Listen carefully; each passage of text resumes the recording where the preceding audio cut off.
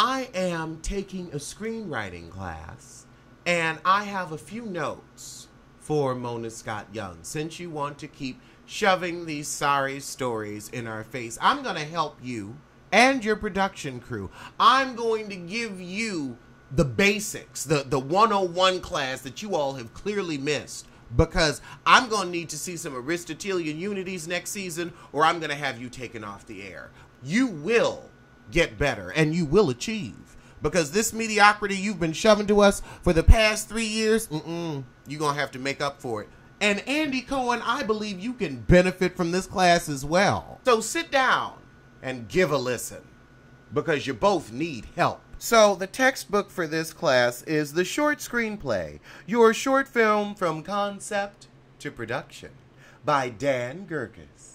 In 1956, Albert Lamouris wrote the screenplay for The Red Balloon, a classic film about the friendship between a boy and the magical balloon he finds on the streets of Paris. The film runs 34 minutes. It contains exactly 9 words of dialogue.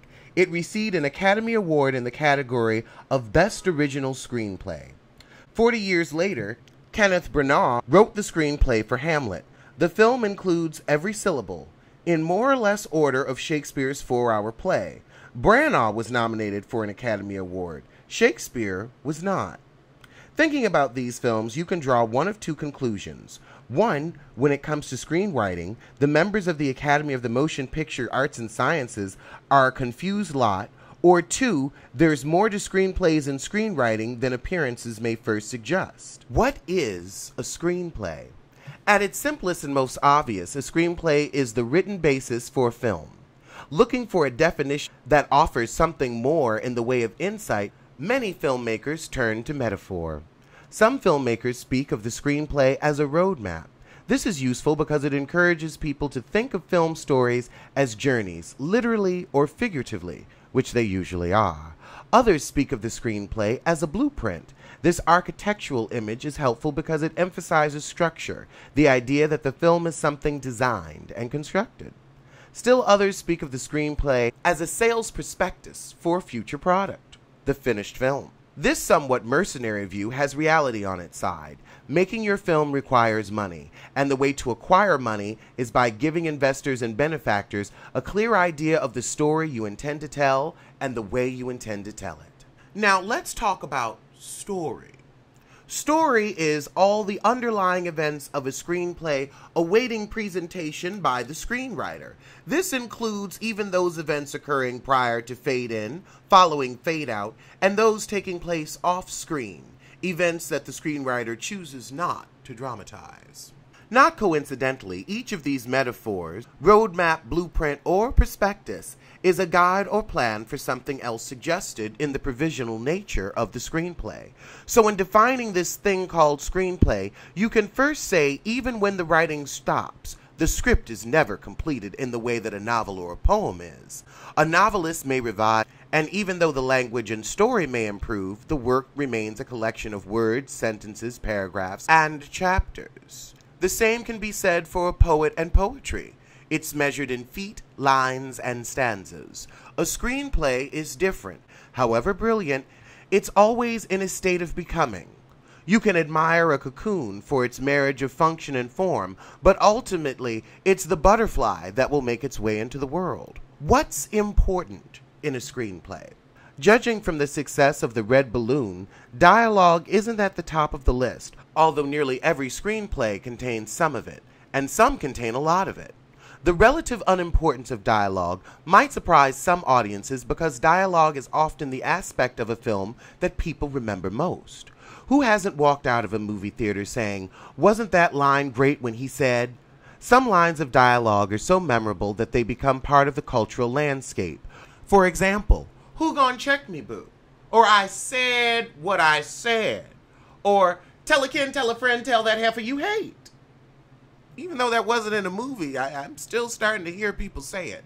Well, me and y'all, but still, y'all saying it. Y'all saying it. The relative unimportance of dialogue might surprise more than a few professional screenwriters who regard dialogue as their one and only opportunity to communicate directly with the audience. Alfred Hitchcock said, "Dialogue should simply be a sound among other sounds. Just something that comes out of the mouths of people whose eyes tell the story in visual terms. In other words, dialogue is secondary to the main business of film, visual communication." This leads to the second point that you can make about this thing called a screenplay. It is primarily an exercise in visual storytelling. But visual storytelling isn't simply a matter of shot selection and composition. In fact, for the screenwriter, it's anything but that. Only the most inexperienced screenwriter excludes camera direction in a screenplay because such things are the responsibility of the director and the director of photography once the film is in production. Stories whose meaning is largely conveyed through images and scenes, whose impact is achieved within interesting visual context, are both the core of the screenplay and the focus of the screenwriter's craft. Composition is the use of light, space, movement, and camera angle within the framed image.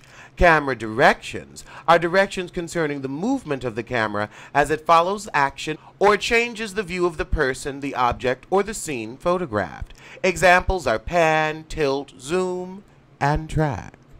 The fundamentally visual nature of film narrative has led to an interesting paradox. The screenwriter must fully imagine the film that he's writing, but, and here's where the paradox comes in, only a small part of what the screenwriter imagines should actually appear in the screenplay, which must evoke a sense of place and character rather than catalog it down to the minutest detail. What's more, only a small part of what happens in the screenplay will ever make it to the screen in anything like its original form. Locations, casting, performances, editing, and cinematography all conspire to create a film much different from the one that first plays in the screenwriter's head. The screenwriter's skill set. A novelist writes novels, a poet writes poetry, and a playwright writes plays. And a screenwriter writes screens? Well, as a matter of fact, yes. Unique among writers is the screenwriter, someone whose work has less to do with applying lessons learned in English composition than with translating cinematic ideas into words. To accomplish this, a screenwriter, like any writer, needs a facility with language. But that's not the most important tool in the screenwriter's toolbox. A screenwriter must above all be a storyteller. In our world today, there are many kinds of storytellers: novelists, playwrights, journalists, songwriters, even advertising copywriters. What separates the screenwriter from other storytellers is a clear visual sense, an understanding of the power of images, which in turn fuels the cinematic imagination. Of course, putting a story across to an audience requires more than images alone. There must be a cohesive plot, Mona Scott Young, a cohesive plot and compelling characters. We ain't talking about Rashida and Kirk. Get it together, heifer. Get it together. I am sick of her. For this, a screenwriter must have a command of screenwriting technique. Girl, they need to take this class over at VH1, I'm telling you what. Plot. The choice of events that are dramatized on screen and the order in which they are presented. Technique comes from a combination of talent and knowledge. Knowledge of people, knowledge of narrative, and a knowledge of film history. Among the best ways to deepen your knowledge of film history, generally and cinematically, is to study the great films. Unfortunately, too many aspiring filmmakers are interested in only recent films, recent American films to be exact. This is extremely limiting, resulting in a kind of artistic inbreeding. We see it in reality shows, Lord, do we? Just repeating the same damn plot. Creativity heartburn. It's just repeating on you. The work of any artist in any artistic form is ultimately an amalgam of influences. The wider the sphere of influence, the more interesting the work. Finally, screenwriters must have a collaborative spirit. Filmmaking is a partnership of a large number of people working with some fairly complex machines, and the responsibility of each member of the production team can often be fluid. If in blocking a scene, for example, a director adds a line or two of dialogue not in the original screenplay, is he directing or writing? If the screenwriter creates a scene that's in a limitation of space and time and can only be shot one way, is he writing or directing? For professionals involved in film production, such distinctions are academic. As the screenwriter and director Robert Towne observed, you call the writer, the actor, and the director, but they are really working together in a way that melds the respective jobs. For a production to succeed, people do what needs to be done when it needs to be done. Now that's Carly Red. She'll start mess when she needs to start mess. This takes flexibility and film sense, in intimate familiarity with the filmmaking process. It also takes quick-wittedness, especially when the camera is waiting to roll and egos and money are at stake. At times like these, the screenwriter must be a downrange thinker. They must be someone who can remain composed and creative even when the world seems to be exploding around them. As an aspiring writer, you have to ask yourself if you're truly comfortable with the layers of technology and levels of interpretation that come between the work you do at your computer and the final product the audience will see on screen. If not, you're looking for a more direct relationship with your audience.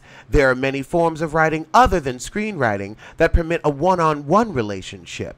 If, on the other hand, you're willing to accept the challenges unique to writing film, you'll have the opportunity to tell stories found in no other art form and at no other time in history. Of course, you may consider yourself not only an aspiring screenwriter, but an aspiring director, producer, cinematographer, or perhaps some combination. Well, for you, the demands of film, as well as its power, are already very clear. Still, before you can direct, produce, or shoot your movie, you will need to first write it. So let's begin. Child, that was the longest intro ever. When you reading this shit, really reading this shit like to y'all, ooh.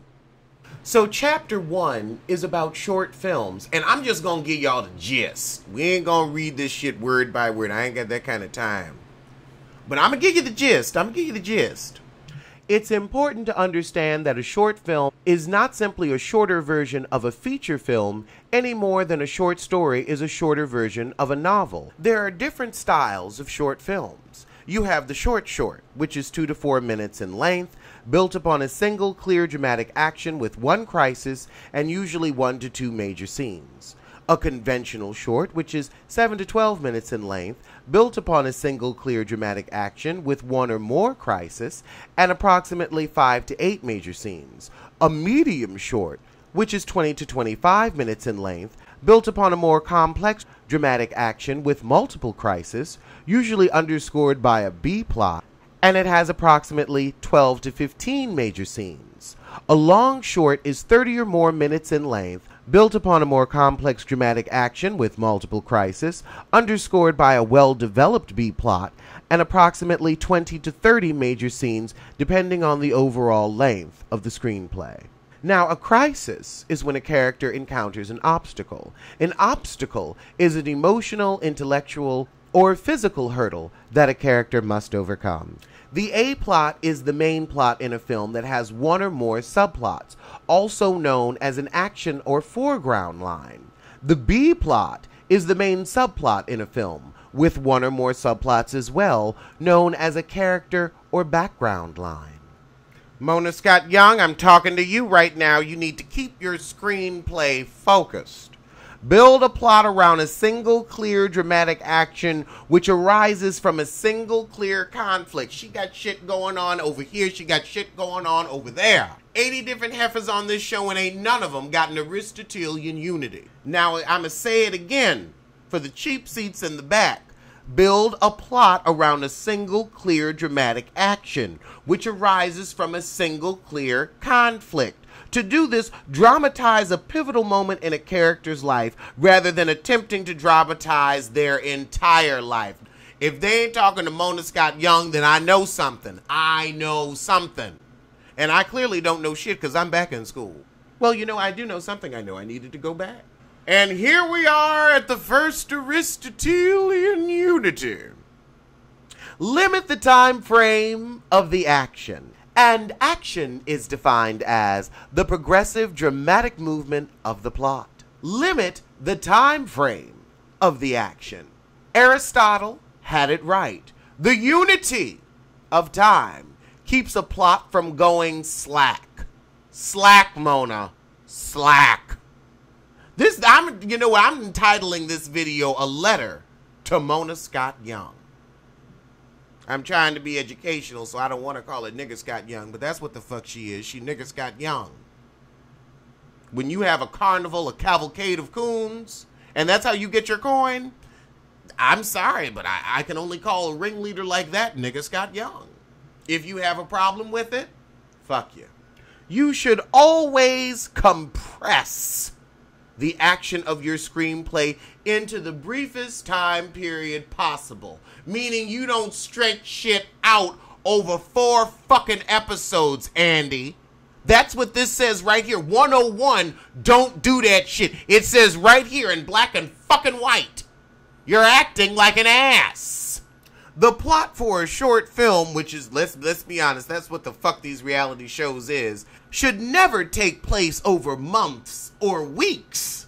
And that's the damn truth. You could give us a good weekend trip of these heifers, spread it out over a season, and we'd be perfectly fine because you could actually give us what's going on moment by moment. This is a guide for reality, too. I'm seeing it.